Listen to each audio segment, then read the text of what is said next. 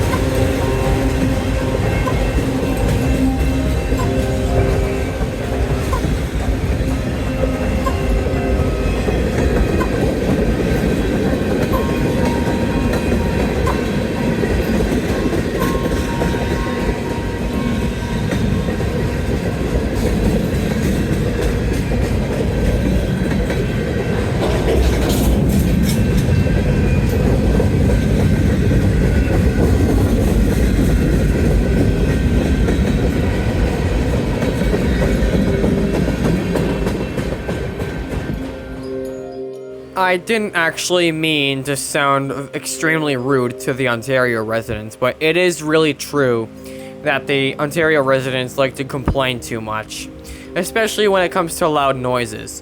But when you live in a big city and you hear a bunch of cars honking out of nowhere, that's a different story. If you live in a big city and you deal with the noise, good for you. But if you live in a small, tiny-ass town and you like to complain about loud noises, just move away from the town. If you have a train that honks the horn at a crossing, just move out of there.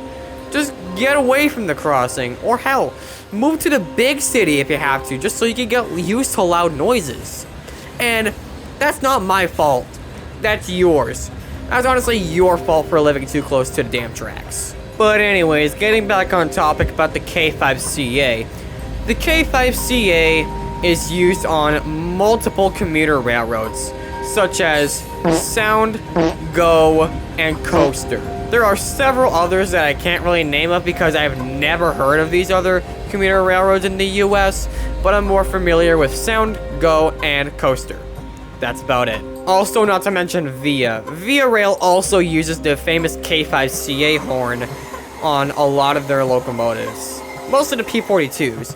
But if I didn't mention Via Rail, I would have been yelled at by a bunch of Via Rail foamers. I am so sorry if I almost forgot about Via Rail. But I gotta hand it to you. The K5CA is actually pretty handy when it comes to the safety reasons. Cause what if someone is trespassing? Use the emergency mode to get them off the damn tracks. Here's a couple of horn samples that I recently got from a couple of commuter GO trains from the Southern Ontario region, even though I do live in it. But here's a few clips.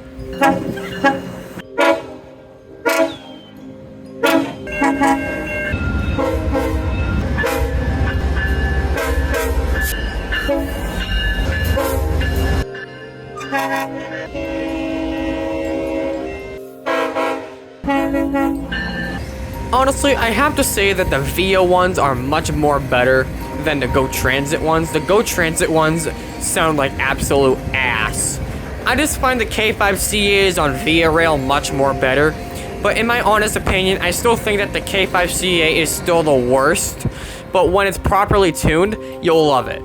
Well, chat, I really hope you enjoyed listening to this yap video about my personal opinion about the K5CA horn from Go Transit, Via Rail, etc. Please be sure to give this video a like if you haven't already for a free heritage unit, and be sure to subscribe to the channel for more content like this, especially plush videos later in the future. My name is Aries O'Neill, and I'll see you guys out on the high iron. Peace out, folks, and have a wonderful day.